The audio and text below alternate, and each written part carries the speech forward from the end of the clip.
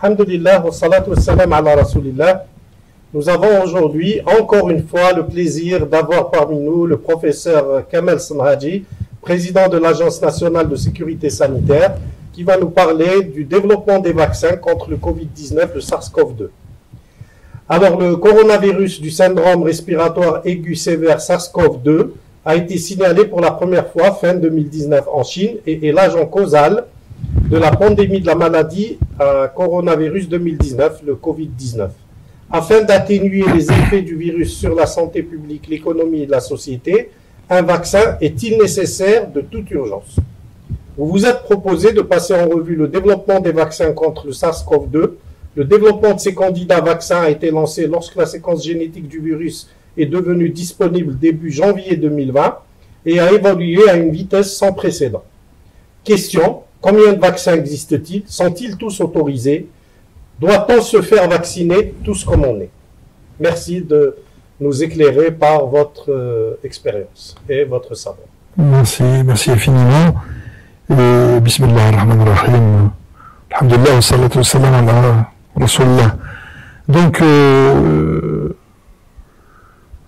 souhaitais donc partager un petit peu avec vous ce soir, pendant cette cadre scientifique, partager des données d'actualité, puisqu'il s'agit de la crise sanitaire Covid, et en particulier un point précis qui est celui d'un élément important de ce dispositif de cette crise sanitaire qui est relatif au vaccin. Parce que l'une des clés les plus importantes pour combattre ce virus, c'est la vaccination. On peut compter un petit peu sur l'immunité issue de la contamination, ce qu'on appelle l'immunité collective, mais elle n'est pas suffisante.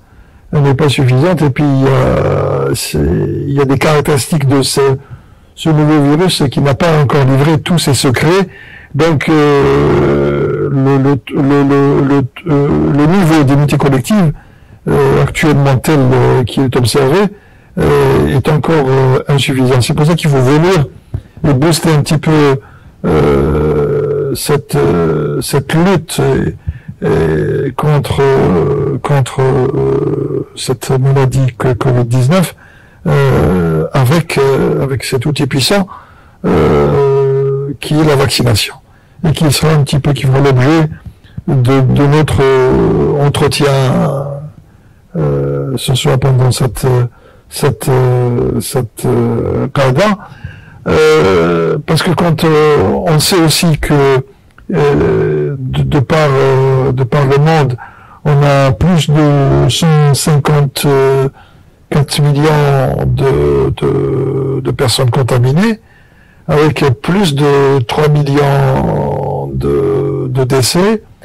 Et en Algérie, il y a plus de 120 000 cas de contamination avérés, mais il y en a beaucoup, il y en a plus. On peut tabler sur le double, hein, parce qu'il y a des gens qui ne sont pas dépistés, des gens qui s'ignorent, etc. Et nous avons aussi donc un peu plus de 3000 morts. Donc, et puis actuellement, on observe des soubresauts, des rebonds de cette pandémie. Je ne parle pas de vagues parce que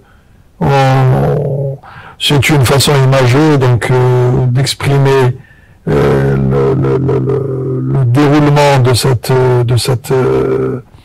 cette pandémie, mais plutôt de rebond, puisqu'il s'agit toujours de la même infection par le même germe qui est le virus, le SARS-CoV-2. Donc actuellement, donc on peut déjà revenir placer et planter le décor par rapport à cet agent causal, parce que c'est la pièce maîtresse qui va nous permettre de déployer des moyens scientifiques et puis industriels pour produire un vaccin, mais dans un premier temps scientifique, pour un petit peu expliquer de quoi il s'agit, de quoi est composé ce virus, parce qu'en le regardant de près, on pourrait intervenir sur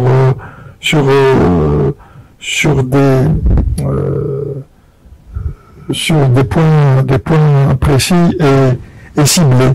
Donc je rappellerai un petit peu la structure de ce virus que vous connaissez maintenant, qui a cette morphologie d'une couronne qui ressemble un peu à un soleil, une couronne solaire,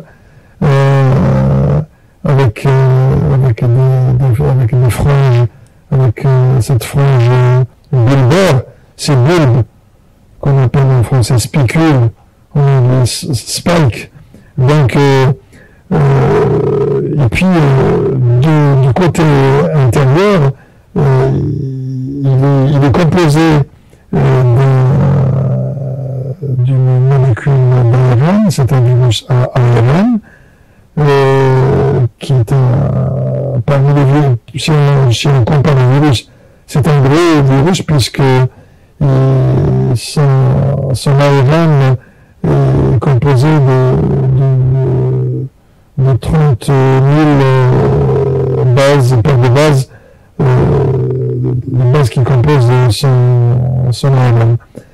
Donc, et ensuite, tout en allant vers l'extérieur, il est composé d'une enveloppe qui exprime, cette enveloppe exprime des protéines,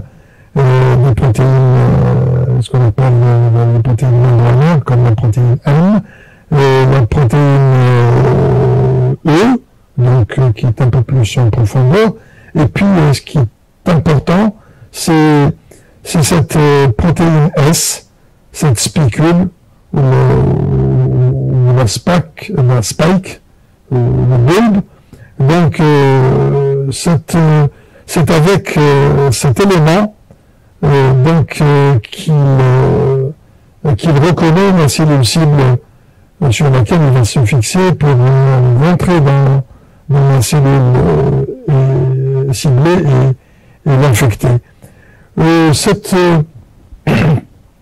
protéine S, on va beaucoup insister là-dessus, puisque c'est elle qui fait tout le travail d'abord pour aborder la cellule, pour s'y accrocher, ensuite pour pénétrer à l'intérieur de cette cellule ciblée. Cette protéine S est composée en fait de deux sous-unités. La sous-unité S1, c'est un petit peu, c'est le bulbe, la tête du bulbe, donc cette partie bulbe soufflée.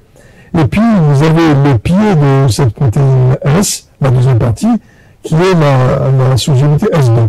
Donc la protéine S est composée de deux sous-unités, la sous-unité S1 et la sous-unité S2.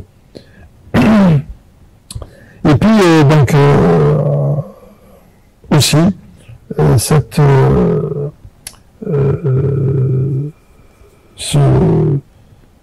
cette famille des coronavirus, en fait, il y a 4 familles.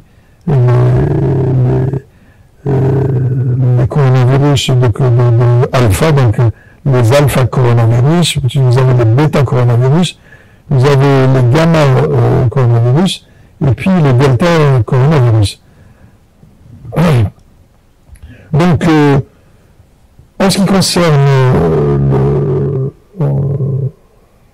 le coronavirus qui est impliqué dans la maladie Covid-19, le virus appartient à la famille des bêta-coronavirus.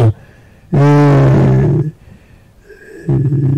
y a plusieurs centaines de coronavirus et la quasi-totalité est spécifique en fait des animaux. Il n'y a que depuis peut-être une quinzaine, vingtaine d'années qu'on a identifié 7 coronavirus qui ont peut-être qui ont pu traverser et procéder à un passage, ce qu'on appelle, ils ont passé la barrière d'espèce pour un petit peu infecter l'humain. Donc, mais même chez l'humain, jusqu'à récemment, c'était des simples, des maladies bénignes, en particulier ça s'exprime sous forme de rhume. Et puis, à partir de 2002, il y avait un des coronavirus qui devenait spécifique de l'humain, a pu évoluer et donner donc la première épidémie, même petite pandémie du SRAS-CoV. Il n'y a pas de numéro, il n'y a pas de 1 ni de 2. C'était à l'origine un virus qui a traversé la barrière d'espèce et qui a infecté l'homme et qui a induit une maladie respiratoire, donc une espèce donc qui évolue jusqu'à la détresse respiratoire, ce qu'on appelle le syndrome respiratoire aigu sévère, qui est induit par ce coronavirus. Et c'est ce qu'on appelle le SRAS-CoV. Et puis ensuite cette pandémie, elle s'est un peu apaisée, puis elle est revenue en 2004, donc 2002-2004, et il y a eu une flambée assez sévère d'infections qui sont traduites. Il n'y a pas eu énormément de contamination comme avec maintenant le SRAS-CoV-2, celui qui nous intéresse, mais il y a eu peu de contamination, mais dans 30% étaient décédés, pardon. Donc, il était peu contagieux, mais plus létal. Et ensuite, donc, il y a eu des recherches qui ont été mises en place pour fabriquer un vaccin. Et puis, petit à petit, cette épidémie s'était éteinte et les travaux de recherche qui ciblaient la fabrication de vaccins se sont arrêtés. Et ensuite, en 2012, il y a eu aussi un autre coronavirus qui a passé la barrière d'espèces et a infecté des humains, et en particulier dans le bassin moyen-oriental et moyen-orient, et qui avait un réservoir animal qui était au niveau des camélidés, c'est-à-dire au niveau des chameaux. Et puis ça s'est traduit aussi par une maladie qui s'exprimait sous forme de détresse respiratoire, et puis aussi avec des expressions au niveau du système nerveux, ensuite aussi au niveau du gastro-intestinal.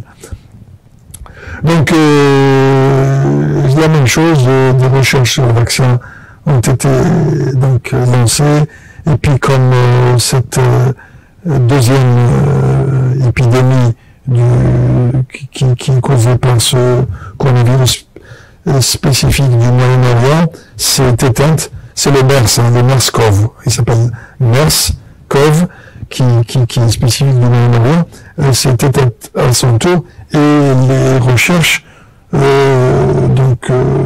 consacrées au vaccin se sont du coup arrêtées.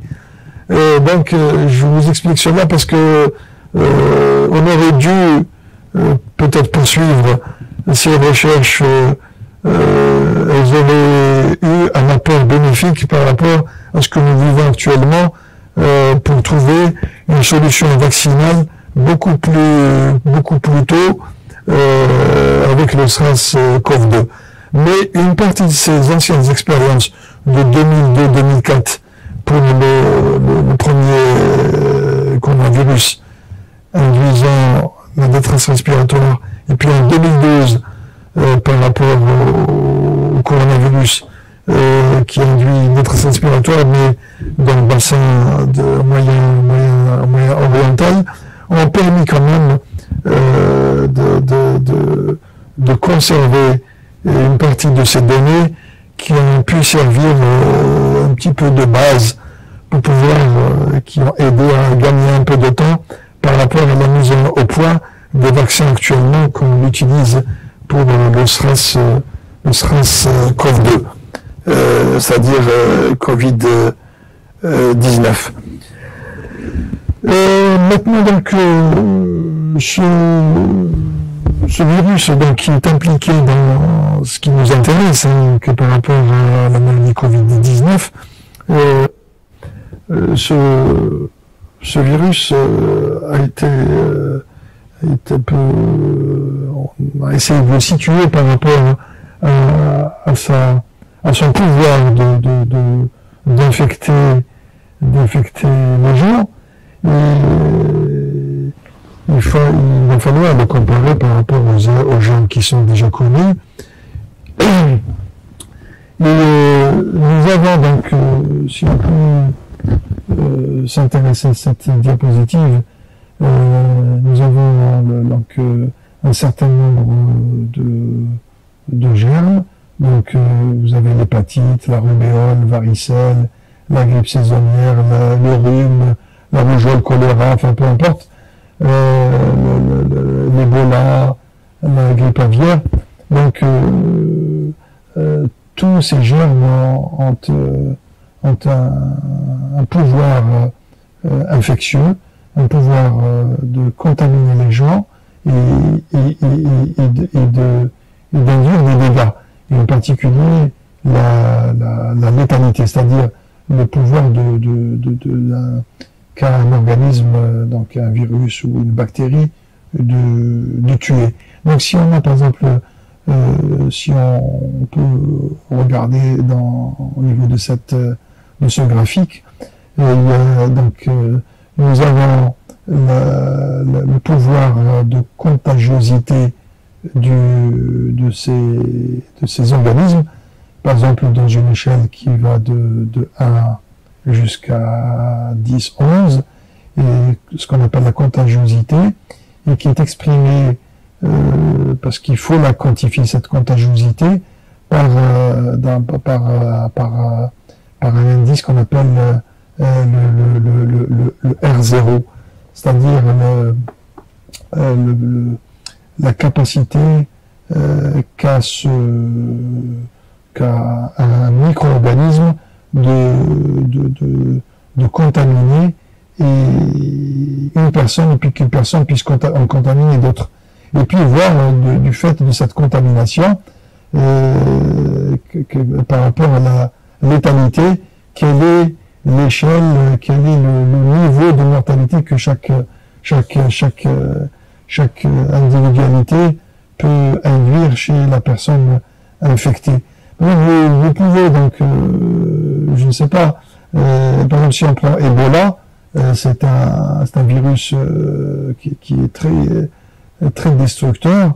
Il a donc un pouvoir de contagiosité qui est modeste, qui n'est pas supérieur à 1 sur une échelle par exemple de 10, mais il est très peu contagieux donc, mais sur l'échelle de la mortalité, donc par exemple, il peut donc d'emblée tuer 50% de personnes, même s'il est très peu contagieux.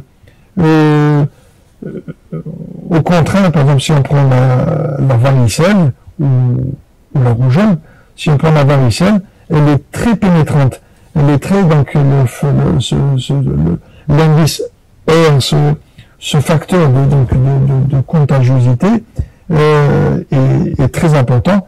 Et il est évalué ici à 9. mais la mortalité est quasiment nulle.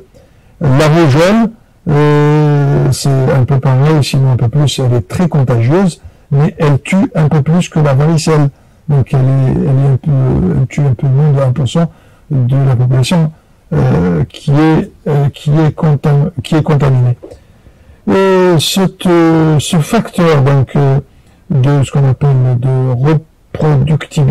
reproduction du virus qui est le R0. Par exemple, si vous dites si on a un R0 qui est égal ici à 9, cela veut dire qu'une personne contaminée dans un groupe, elle peut en contaminer 9.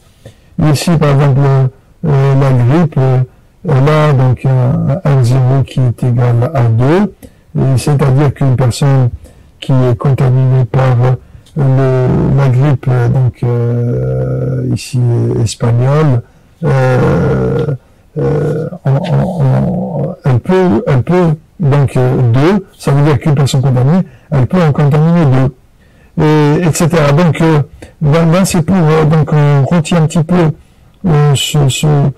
cette méthode qui permet de calculer l'importance de tous ces virus et qu'on va pouvoir utiliser par rapport à ce qui nous intéresse, qui est représenté par le SARS-CoV-2, qui est le virus impliqué dans la COVID-19, et son taux de reproduction, son R0 est égal, il oscille entre 1,5 et 3,5. Donc, une personne contaminée par le SARS-CoV-2 va contaminer entre une personne et demie à 3 personnes et demie dans un groupe. Et le taux de létalité, de mortalité que peut induire le SARS-CoV-2 est évalué à 3%. Donc, cette formulation et ce système d'évaluation nous permettra un peu plus tard aussi d'évaluer comment aborder estimer le seuil de couverture vaccinale, c'est-à-dire que on verra un peu plus tard quels sont, en utilisant ce facteur de contagiosité de reproduction R0, qui nous permettra de calculer quel sera le niveau de la population qu'il faudrait vacciner pour arriver à un seuil d'immunité collective.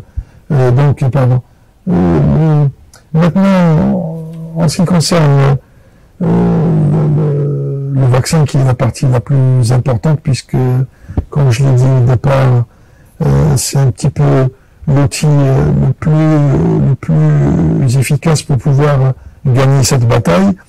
Donc, de façon classique, disons, la fabrication d'un vaccin est un dur labeur, et qui donc c'est beaucoup de travail et qui nécessite beaucoup de temps et qui généralement prend une quinzaine d'années, sinon plus. Parce que, en fait, on parle de quelque chose qui nous intéresse, par exemple un virus. Ici, c'est un petit peu, c'est la protéine spike qui est représentée dans l'espace. C'est celle-là qui nous intéresse dans notre histoire du Covid-19. Si on était dans des conditions normales, ça s'applique à tout germe, il va falloir donc faire des recherches de départ de laboratoire ou des recherches qui prennent plusieurs années et qui permettent d'explorer un vaccin ou toute autre molécule digne d'intérêt pour fabriquer un médicament, et qui nécessite plusieurs années dans un laboratoire, des recherches et qui permettent peut-être, parmi ces nombreuses molécules, ces nombreux candidats vaccins, peut-être d'avoir des résultats intéressants par rapport à tout ce qui fait l'objet de ces nombreuses recherches dans différents laboratoires. Et là, vous comprenez bien que ça prend du temps. Ça prend du temps. Et puis, quand une molécule, quand un résultat intéressant apparaît dans toutes les recherches, donc ça devient plus intéressant. On prend cette molécule ou ce candidat vaccin et on lui construit une espèce de protocole qui va plus organisé, plus formel, pour pouvoir l'étudier un petit peu plus, de façon beaucoup plus précise. Et cette étape, donc, reprend un petit peu les travaux d'avant, mais d'une façon beaucoup plus ciblée, et aussi de regarder si ce candidat qui a fait l'objet de recherches précédentes ne soit pas, par exemple, toxique. Et c'est pour cela que ça fait l'objet aussi de recherches en toxicologie, ce produit, parce que ce n'est pas la peine de continuer de poursuivre avec un produit qui est toxique et d'aller jusqu'au bout pour en faire un vaccin. Donc dès le départ, les expériences donc en amont permettent d'utiliser une molécule en toute sécurité. Et cela, bien sûr, prend aussi du temps, comme vous pouvez le voir. Ça prend 2, 3 à 4 années. Et ensuite, quand cette molécule dont on a testé la toxicité paraît intéressante, alors là, on inscrit cette molécule comme étant une nouvelle molécule, un nouveau candidat médicament ou vaccin, peu importe, qui sera soumis à une exploration clinique, et parce qu'il y a un intérêt qui a émergé lors des travaux, de tous ces travaux de recherche, qui a nécessité des années d'études et de recherche en amont. Donc, cette molécule digne d'intérêt qui aurait pu émerger suivra après un processus de ce qu'on appelle d'études cliniques. Et les études cliniques se composent de 3 phases. La phase 1 où cette molécule donc candidate subit cette fois-ci sur des volontaires humains, alors qu'en amont, c'était plutôt dans les laboratoires et c'était chez l'animal, dans les modèles animaux, et qu'on appelle les études précliniques. Et là, cette étape des phases des essais cliniques, ils se dérouleront chez les humains à partir de volontaires. Alors, la première phase, la phase 1 des essais cliniques, permet donc d'utiliser ce candidat vaccin sur une petite centaine de personnes volontaires, et surtout qui vont un petit peu démontrer plutôt l'innocuité de cette molécule, c'est-à-dire qu'on peut l'utiliser en toute sécurité. Donc cela peut nécessiter entre 1 année à 2. Ensuite, l'étape suivante, c'est la phase 2, qui prend 2 années et qui permet d'affiner la première phase, mais sur un effectif beaucoup plus important, plusieurs centaines de personnes volontaires, et qui permettent d'affiner toujours l'innocuité et la sécurité de cette molécule. Donc, mais sur un effectif beaucoup plus important. La phase 3, qui prend aussi plusieurs années, elle prend 2 à 3 années, et qui va prendre en charge des études d'efficacité et sécurité sur quelques milliers de volontaires. Évidemment, vous comprenez bien que c'est pour un petit peu avoir une idée statistique sur les projections qu'on peut un petit peu entrevoir par rapport au devenir, à l'avenir de ce produit. Ensuite, comme si le produit, le candidat vaccin est intéressant, il donne pas d'effets secondaires, etc., importants, et que surtout le critère le plus important, celui de la sécurité et de l'efficacité, est évalué en même temps ce qu'on appelle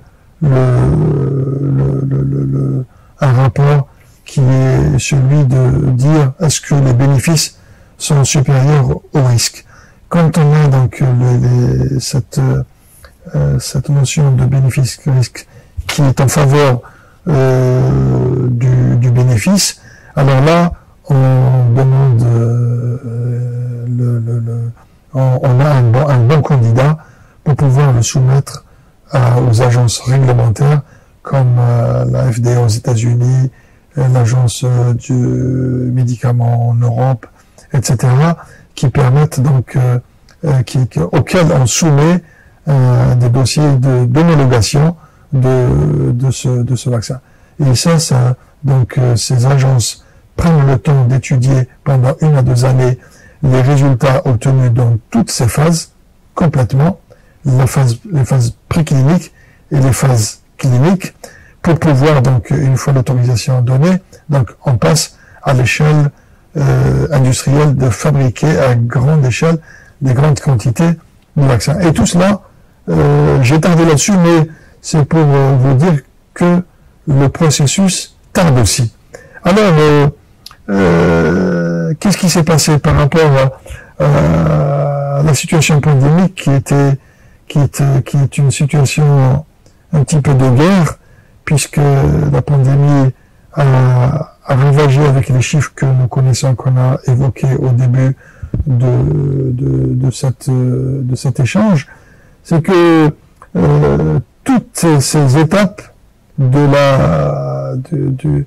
processus de développement d'un vaccin traditionnel, qu'on appelle traditionnel, qui prend une quinzaine d'années, donc tout ce processus a été compacté, contracté, et on a abouti à peine une année, disons 10 mois, à un an et demi maximum, pour pouvoir un petit peu obtenir un vaccin qui est actuellement donné à toute la population de la Terre, quand il sera disponible en grosse quantité, bien sûr.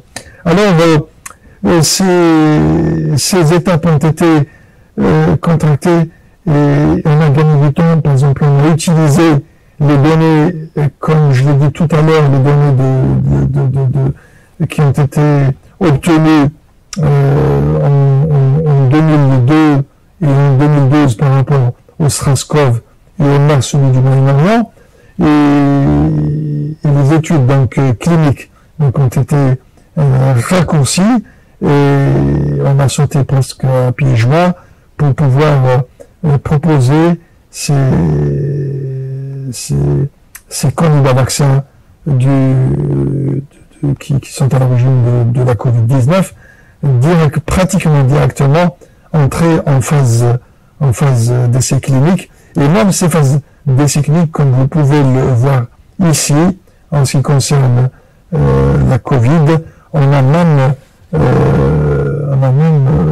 fait chevaucher les phases qui d'habitude étaient successives. La phase 2 succède à la phase 1 et la phase 3 succède à la phase 2.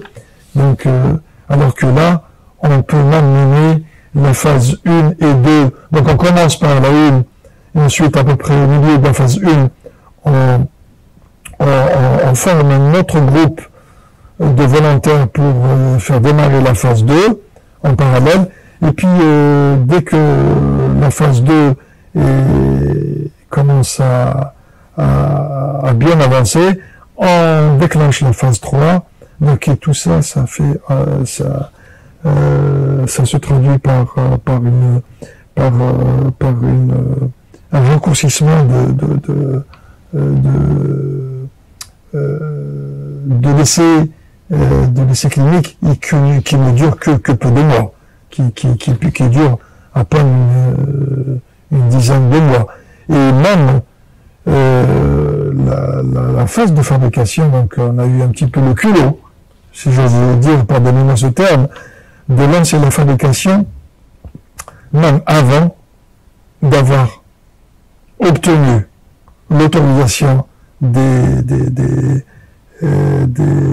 agences réglementaires, et même avant, juste à la fin de la phase 2, clinique 2, et pendant que la phase 3 ait lieu, on lance une fabrication, ce qu'on appelle, on lance une fabrication à risque. On prend le risque de gagner ou de perdre. Donc, et tout cela, donc, a pu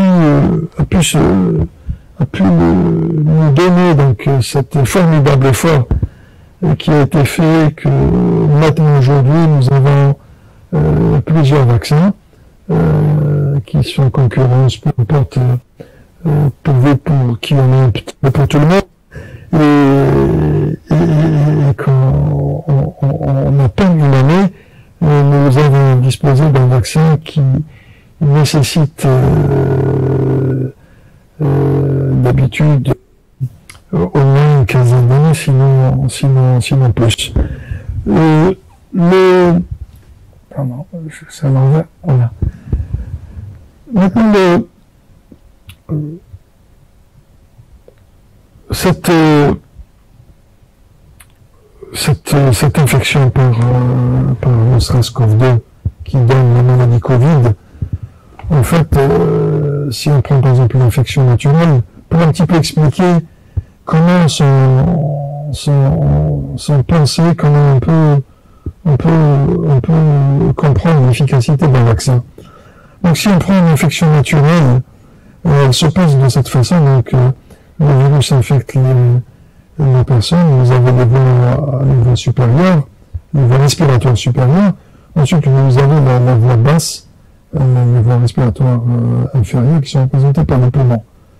Donc les voies respiratoires supérieures, c'est toute la sphère oropharyngée, donc tout ce qui est dans la gorge et la trachée, et la bas c'est un petit peu vers les poumons. Donc quand nous avons, donc nous infectons par n'importe quel virus, vous avez donc les réponses immunitaires locales vont prendre en charge le gène qui a pu pénétrer au niveau supérieur de la sphère oropharyngée pour produire des anticorps. Ces anticorps sont principalement des IgA, de classe, sous-classe A1, peu importe, des IgA sécrétoires, parce qu'on a un système immunitaire local au niveau des amygdales.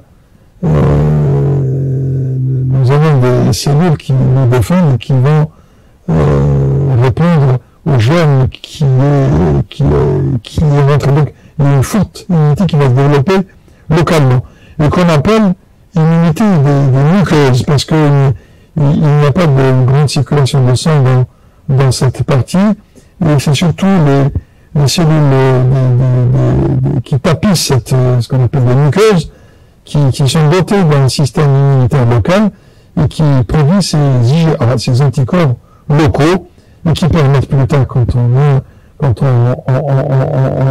rencontre le virus, ça nous permet de l'éliminer avant qu'il ne descende plus bas, qu'il n'arrive plus loin. Donc, et quand on a classiquement, quand on a des infections, ce type d'infection, petit à petit, donc,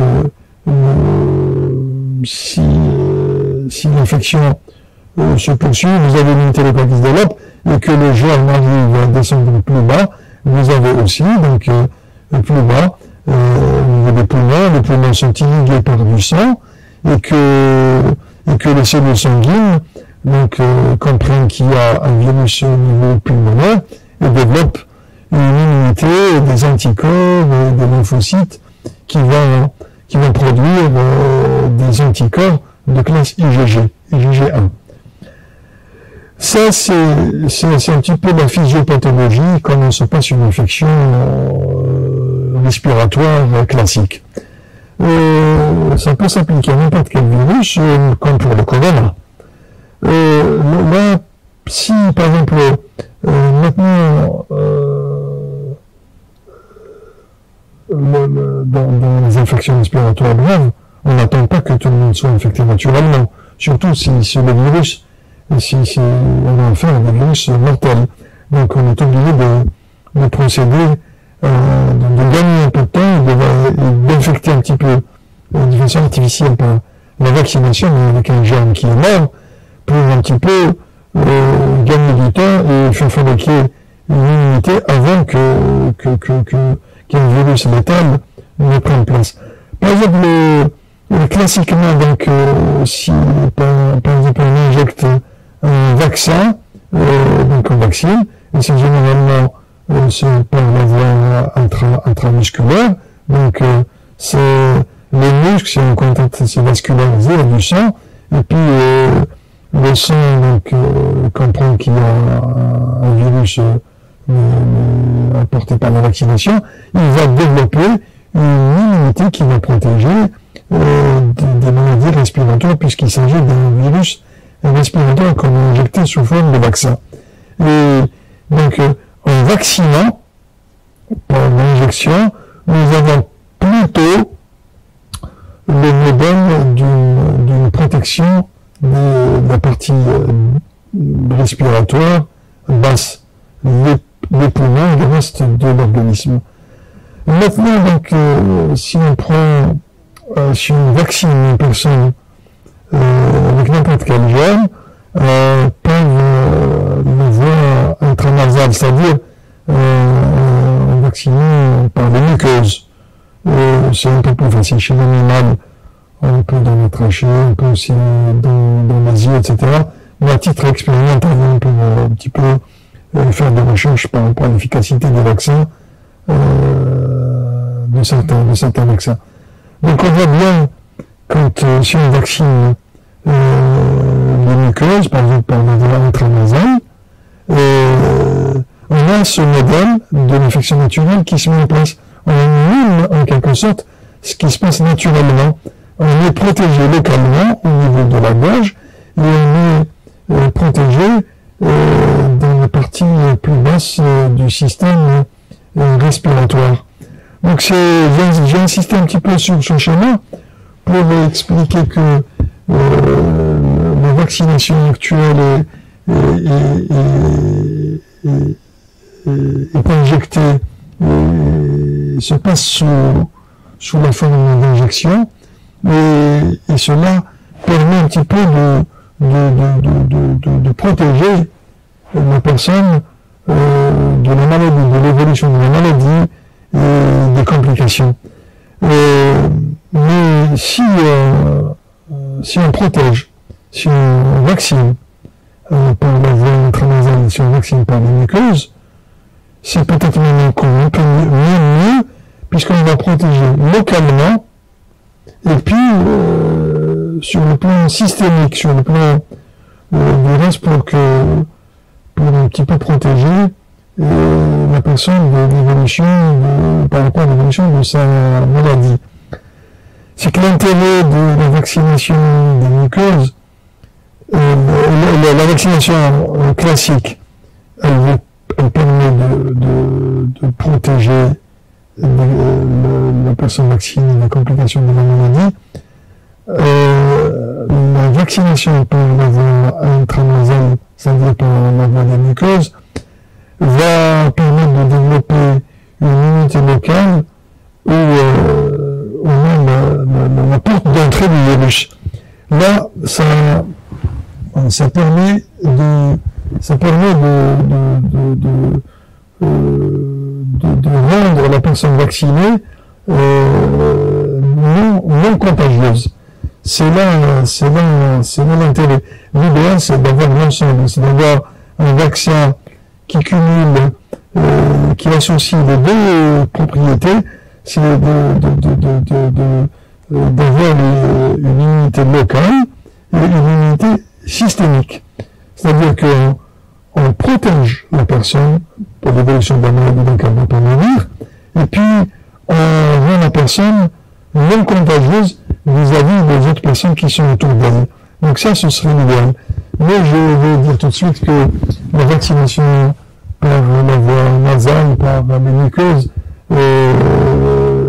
très peu, on en a très peu de vaccins parce qu'ils sont un petit peu compliqués à mettre au point pour qu'ils puissent agir de cette façon et protéger un petit peu la totalité. C'est pour ça que les vaccins actuels, il faut faire vite parce que la pandémie progresse à grands pas. On a pris la solution d'avoir un vaccin rapidement par la voie injectable et de se dire l'essentiel c'est de protéger un petit peu plus les gens, mais on ne sait pas jusqu'à présent. La question se pose par rapport aux personnes si elles transmettent le virus ou pas.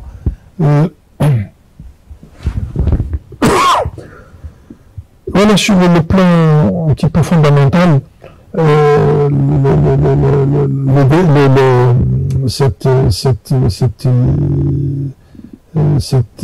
cette maladie Covid qui atteint, qui se traduit par une dégradation des fonctions pulmonaires, elle se passe de la façon suivante. Nous avons donc au niveau, puisqu'il s'agit en particulier d'un virus respiratoire, ici donc on montre un petit peu les choses au grossissement de ce qui se passe dans un segment pulmonaire en passant des bronches aux bronchioles et puis aux alvéoles. Vous avez donc vous avez la trachée, ensuite on a des bronches, ici donc les deux branches qui vont aller vers les poumons. Ensuite, dans les poumons, vous avez une arborescence de ce qu'on appelle donc de bronchioles. C'est comme une grappe de raisin, qui vont un petit peu coloniser tout le poumon. Ensuite, au bout de chaque de ces bronchioles, vous avez l'équivalent de la grappe de raisin, du grain de raisin qui est représenté par l'alvéole.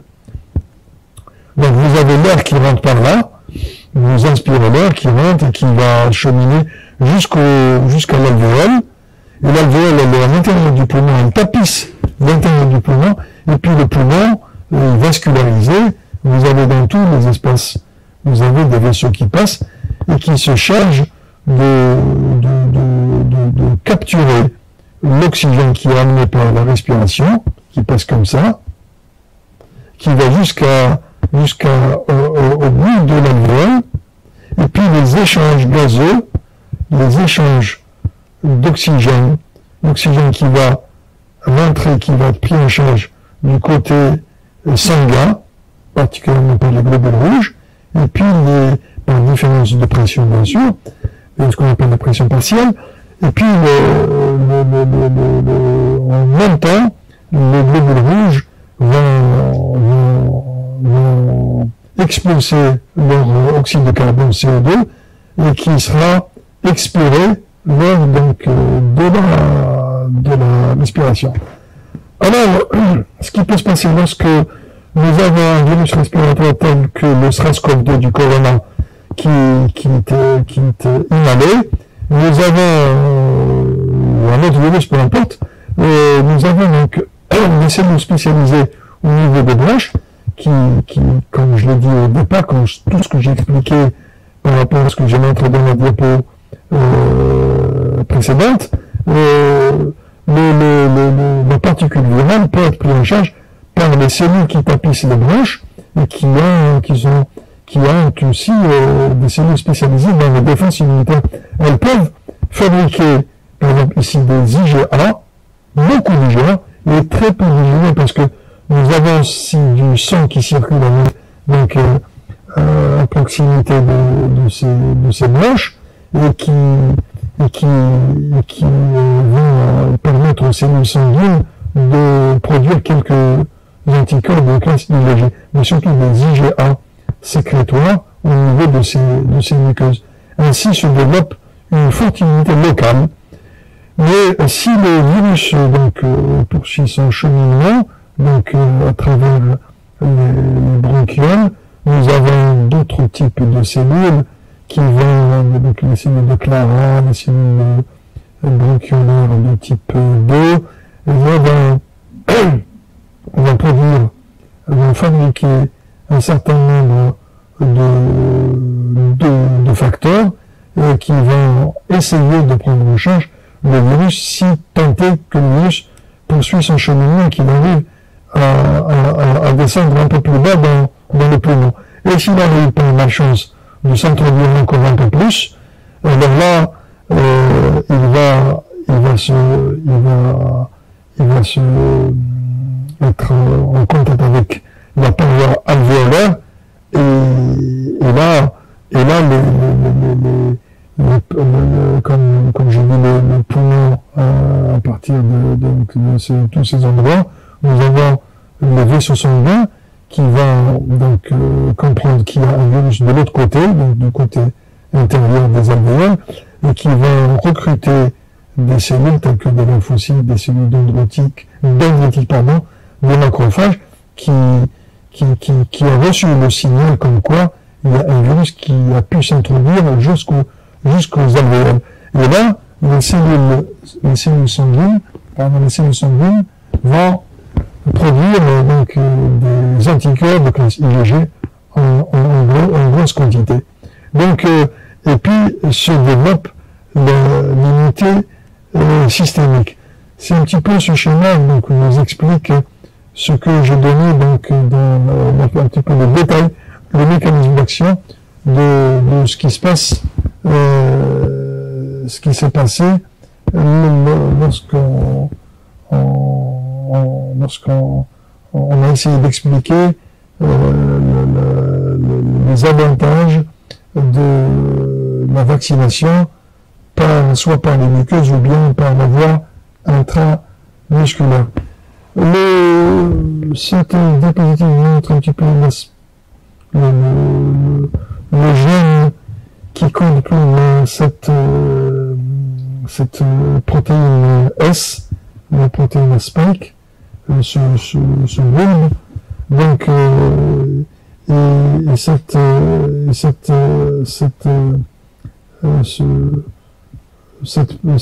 Ce gène, cette partie du génétique du virus montre surtout que la partie la plus intéressante qui est impliquée dans la fixation du virus à sa cellule cible se passe au niveau d'une protéine qui est codée par ce gène RBD, sans que c'est le domaine qui se lie au récepteur, le domaine du virus qui se lie au récepteur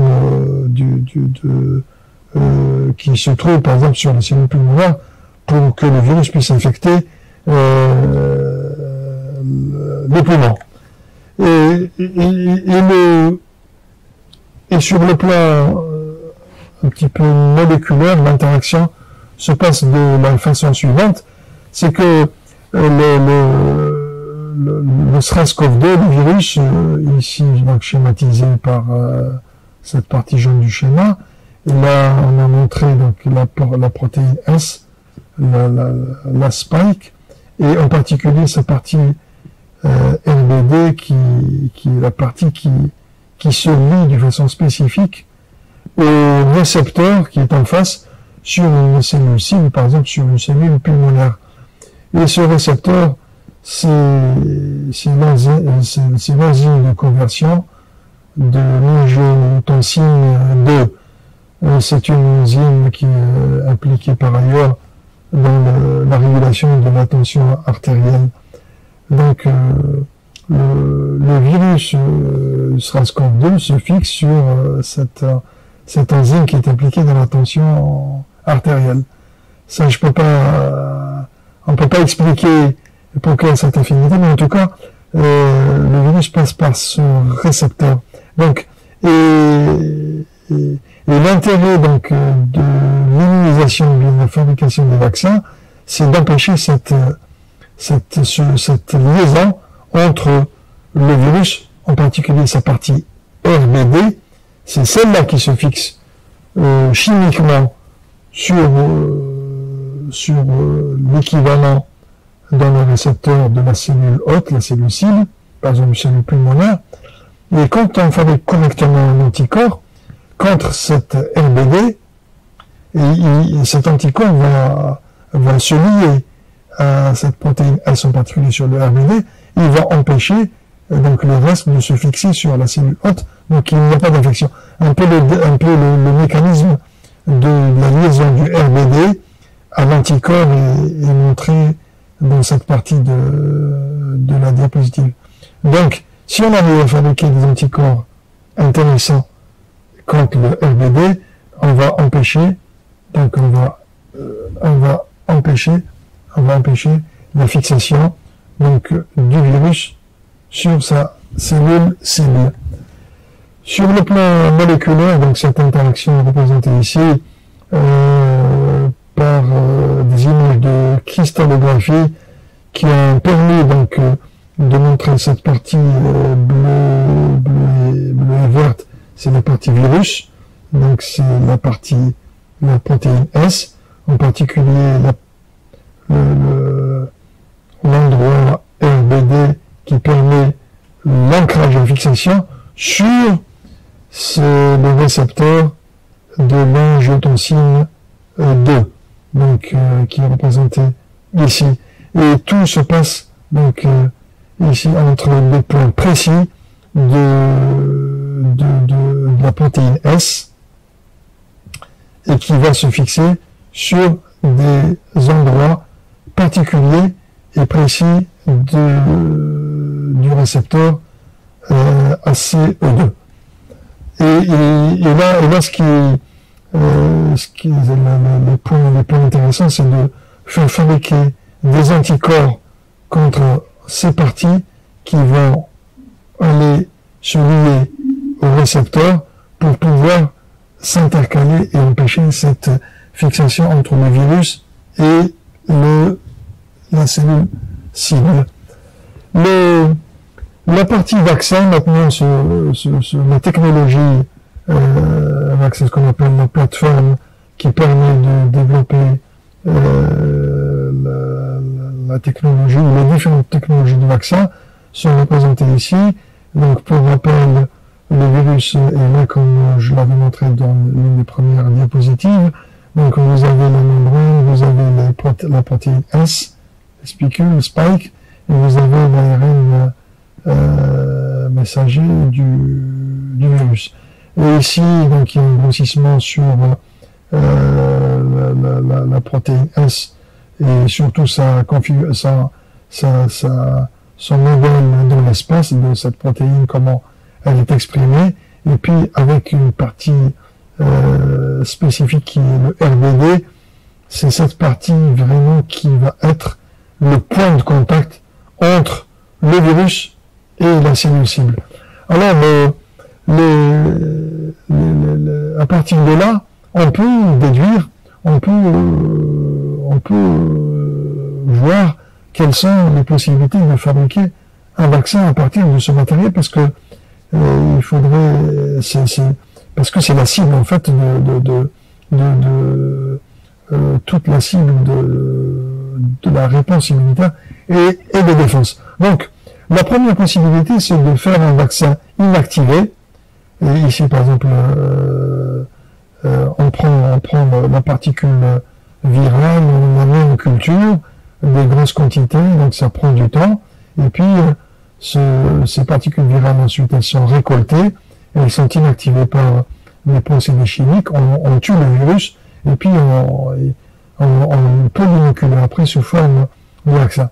On peut aussi, une autre possibilité d'obtenir un vaccin, c'est un vaccin vivant mais atténué, c'est-à-dire on garde la particule virale, on va la déléter avec des procédés qui permettent de casser, de faire des interruptions dans l'ARN, le génome du virus, et le rendre un petit peu inefficace, et en tout cas faire baisser de sa virulence. Donc on fait des cassures au niveau d'un virus vivant, donc on va l'atténuer et on va le rendre non pathologique. On le met en culture, donc et ça prend du temps, et vous avez un vaccin à base de virus atténué.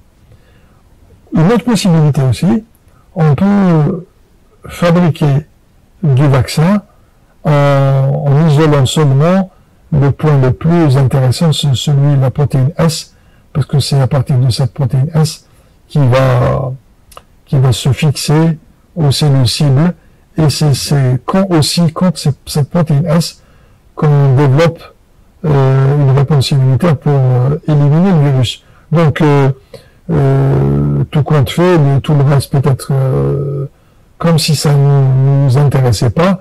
Et ce qui nous intéresse, c'est cette protéine S. On peut l'extraire et puis en fabriquer des copies, donc et puis l'injecter sous forme vaccine. Bien sûr, ces fabrications de copies se font par génie génétique dans un système donc de recombinaison, et qui va qui va nous produire à grande échelle cette protéine qu'on va après inoculer comme vaccin. On peut aussi encore affiner les choses. On peut ne pas prendre toute la protéine S, mais prendre seulement la partie RBD. C'est celle qui permet au virus de se lier à ces points précis sur le récepteur des cellules cibles. Donc, on peut extraire sa séquence, etc.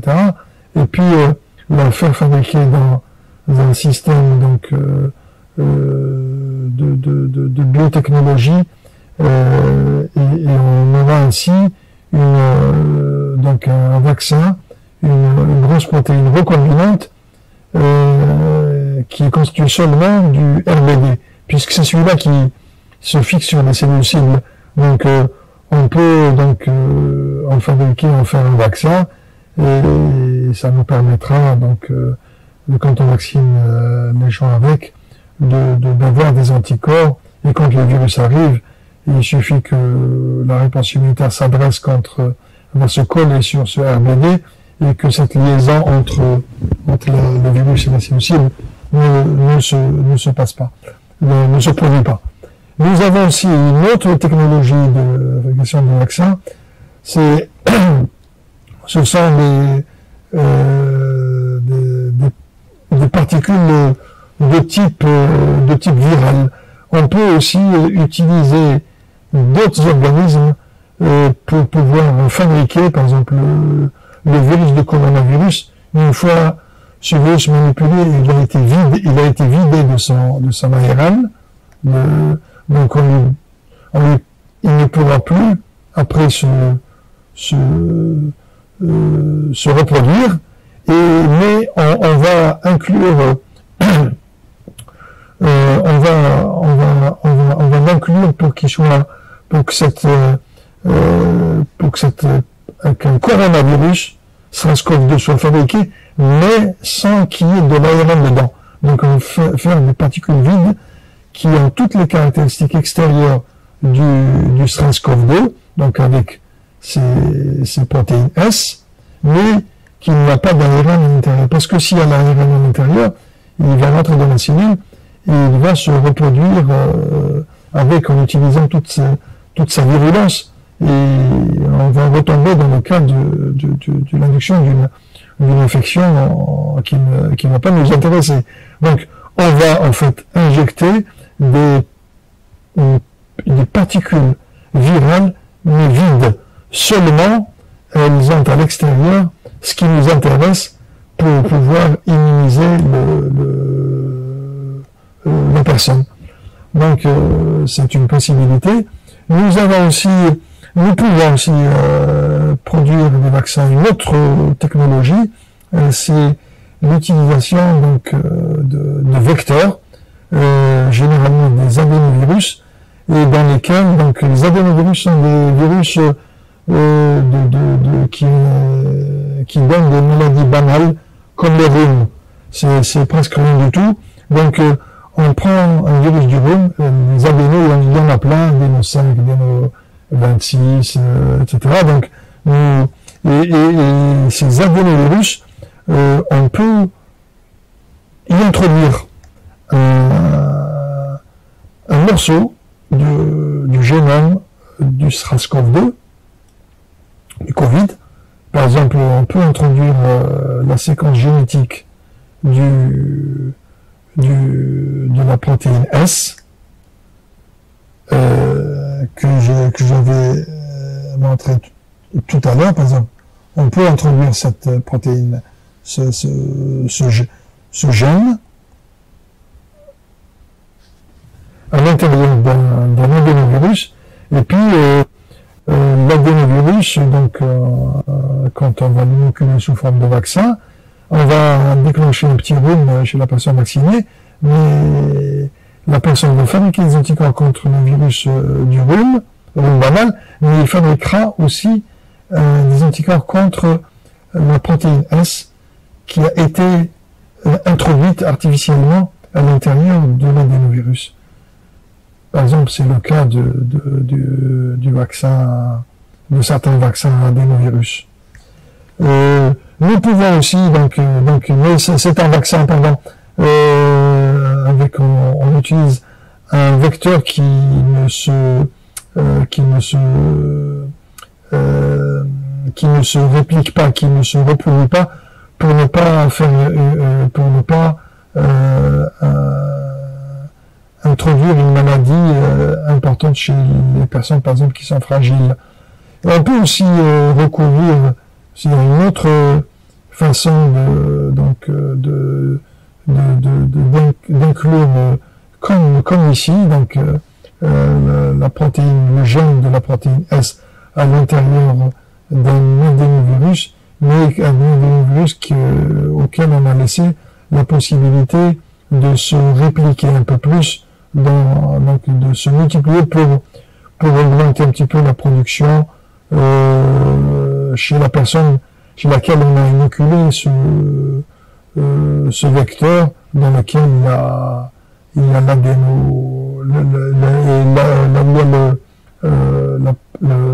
le gène qui code pour la protéine S du coronavirus.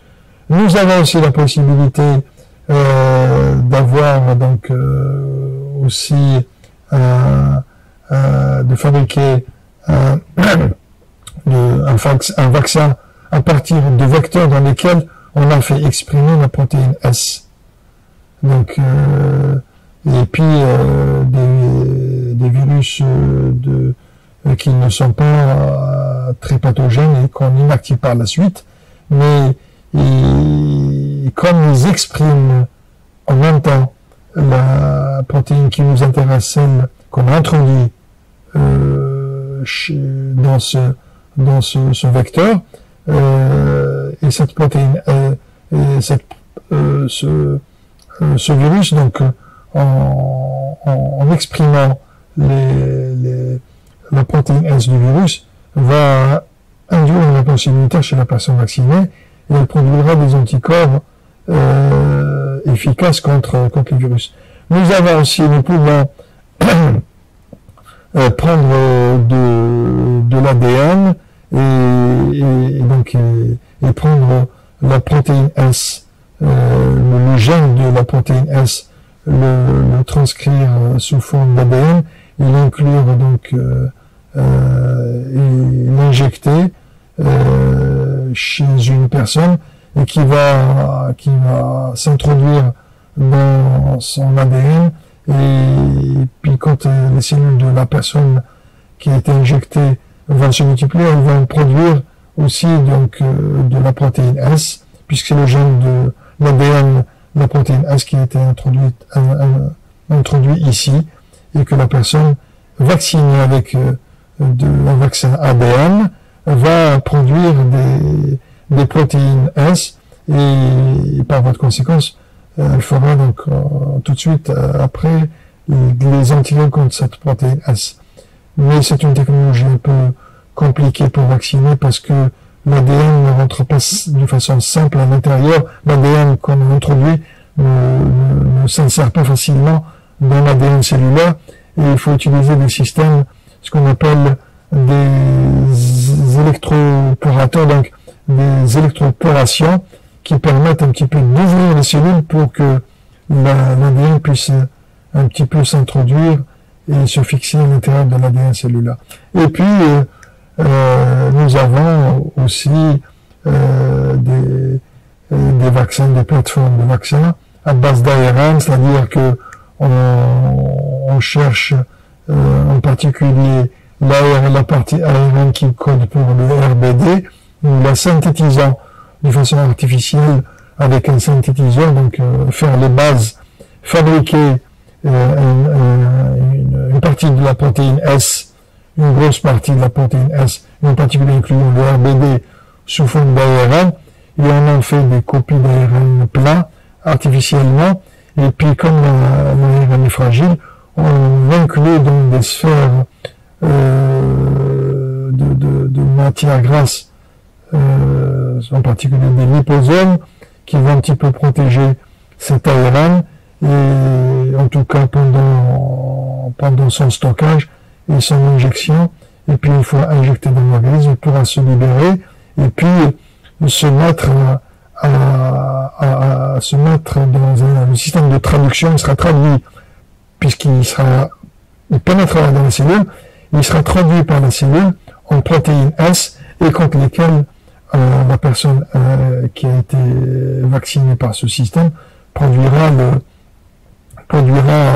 les anticorps adaptés. Voilà, en gros, il y a plusieurs, maintenant, plus de 200 vaccins qui ont été, donc, vous avez demandé un petit peu le nom de ces candidats vaccins. Il y en a plein, mais il y a peut-être une quinzaine qui sont à des stades avancés et à un stade d'utilisation. Donc, vous voyez, donc tout ça, ces couleurs correspondent un petit peu à la technologie. Donc, vous avez les vaccins inactivés qui sont ici en marron foncé. Vous avez un peu rouge brique, les vaccins vivants atténués. Vous avez les jaunes, donc ce sont les vaccins recombinants complets. Vous avez les rouges, les recombinants seulement avec le RBD, etc. Peu importe, jusqu'aux vaccins ADN bleu et les vaccins ARN qui sont en bleu clair. Vous voyez, les études de précliniques, il y en a plein. Il y en a encore qui sont dans le laboratoire, qui vont fournir des vaccins plus tard dans quelques temps. Et puis, petit à petit, donc, il faudrait que tous ces vaccins puissent traverser ces phases de contrôle, sinon on ne peut pas les utiliser chez l'humain. Donc, les phases cliniques que je développais longuement tout à l'heure, phase 1, phase 2, phase 3, phase 2, phase 1 et 2 sont combinés ici, ensuite phase 2, toute seule, phase 3, et puis l'autorisation de mise sur le marché, c'est-à-dire la licence. Donc ici, les deux premiers qui ont obtenu la licence, l'autorisation de mise sur le marché sur le plan local dans leur pays, ce sont les vaccins à vecteur donc qui ne se répliquent pas. C'est le vaccin russe et le vaccin chinois. Ce sont les premiers qui ont obtenu l'autorisation mis sur le marché localement. Donc, je ne vais pas tarder. Et là, c'est tous les tableaux qui permettent d'évaluer, de donner les résultats de tous les vaccins qui sont utilisés actuellement. Ici, vous avez le vaccin chinois, vous avez le vaccin anglais et suédois, vous avez le vaccin américain, etc. Donc ici, en quelque sorte, nous avons un système de vaccins classique, donc inactivé, et puis vous avez le vaccin ici à vecteur comme celui d'AstraZeneca.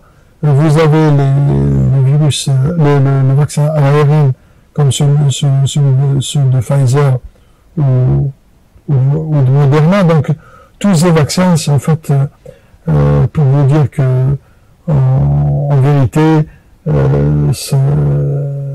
s'équivalent, parce que l'essentiel c'est d'être vacciné, donc et avec le moins d'effets secondaires possibles, et que la fabrication d'anticorps qui est issue de ces vaccinations ne fait aucune différence, ne permet pas de démontrer qu'on a été vacciné avec tel ou tel vaccin issu de telle ou telle technologie. Et puis là, comme je l'avais abordé au départ, je voulais juste vous montrer comment on peut évaluer le seuil par un calcul afin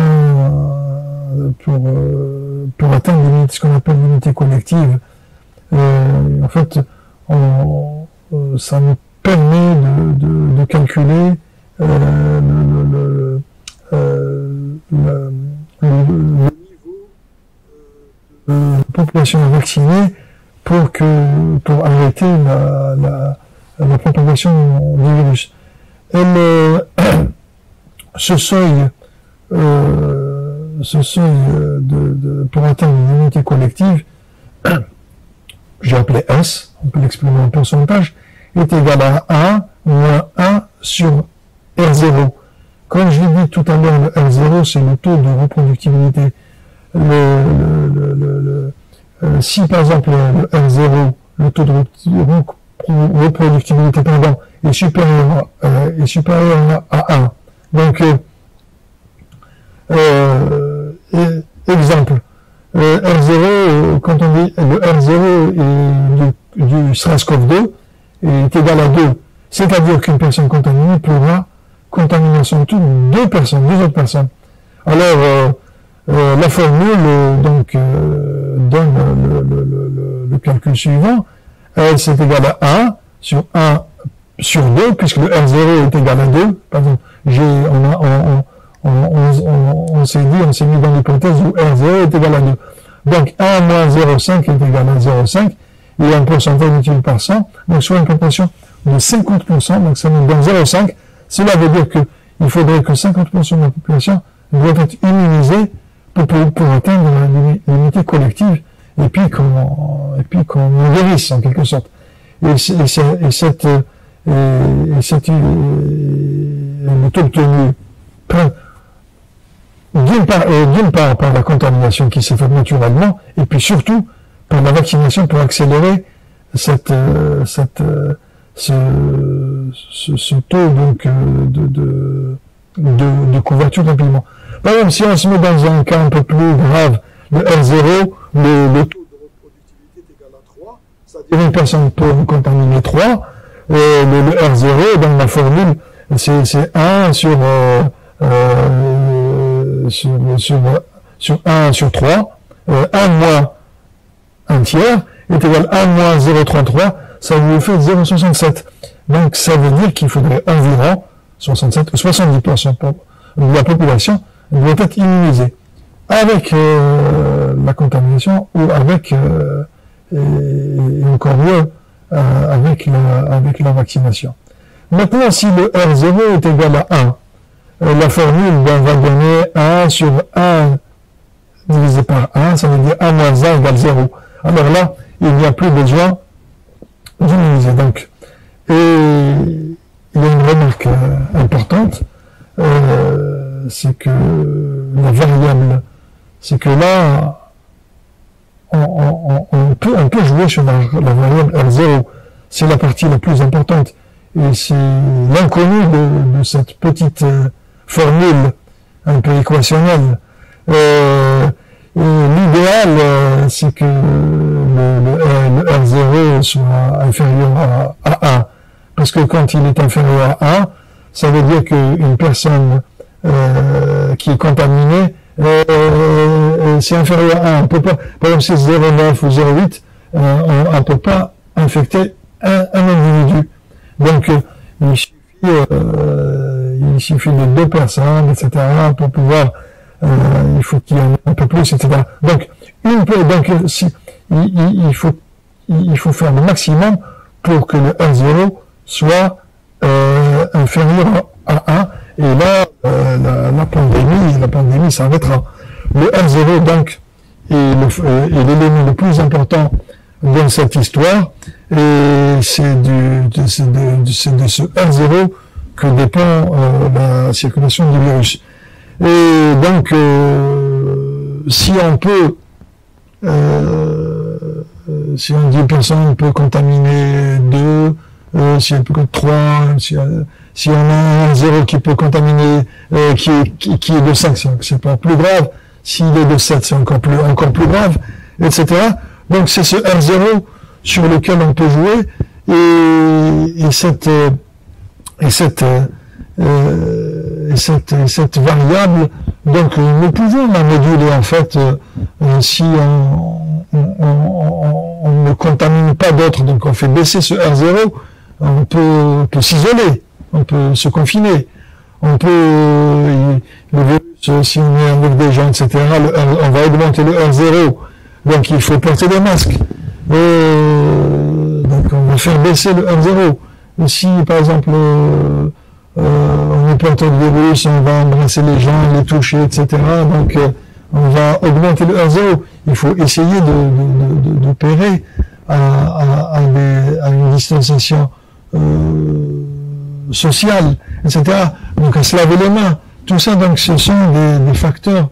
Ce taux de reproductibilité est très important. Donc actuellement, avant d'acquérir tous ces de façon importante les quantités de vaccins, pour pouvoir agir justement sur ce R0, puisqu'on va diminuer sa concentration dans la population si on vaccine beaucoup de monde. Donc, et en même temps, même si on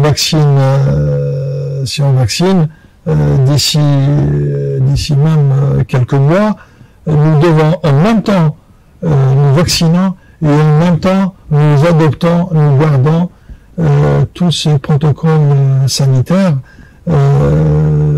qui reposent sur l'hygiène des mains, le lavage des mains, sur le port des masques plus que jamais, sur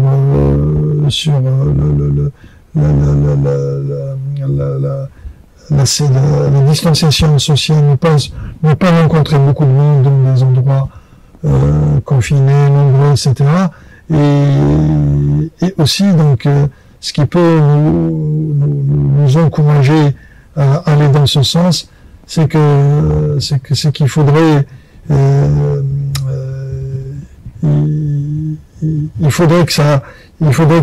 ces mesures soient maintenues le plus longtemps possible pour gagner du temps, pour que la vaccination puisse se mettre en place de façon beaucoup plus intensive, et surtout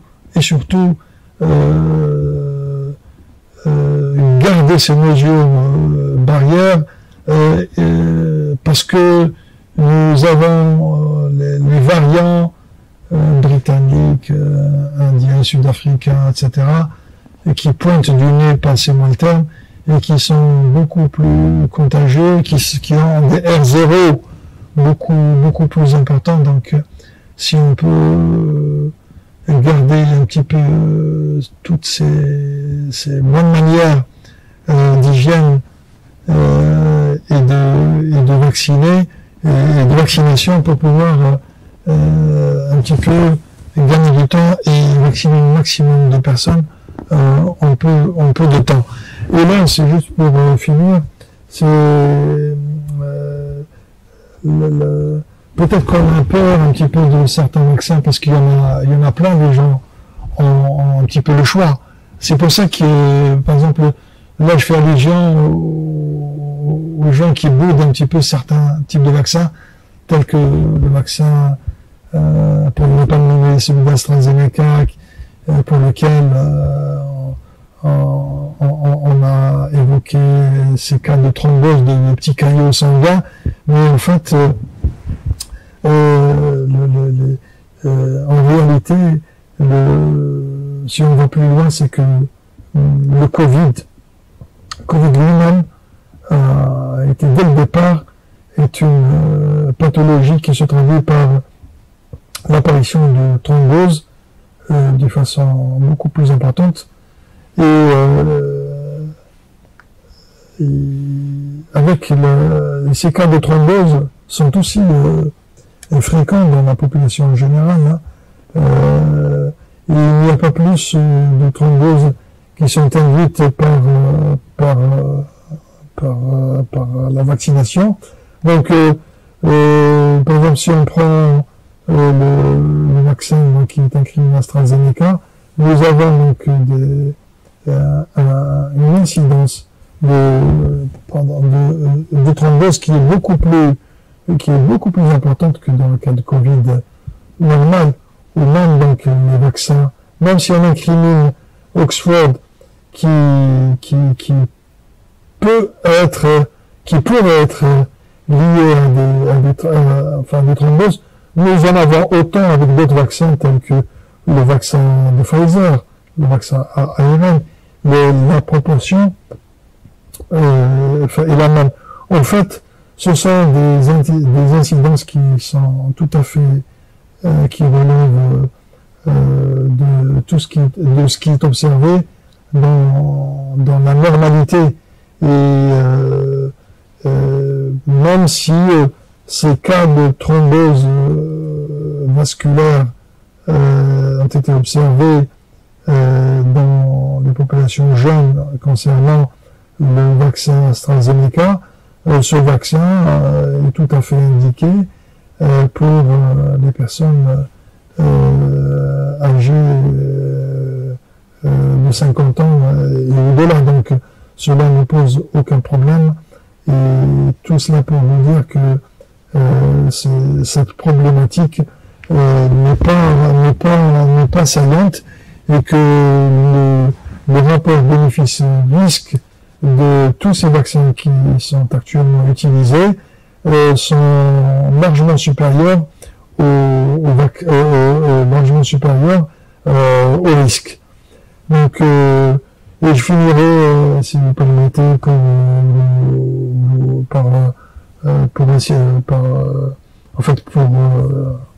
en insistant sur la prévention, en gardant bien le masque, en se lavant les mains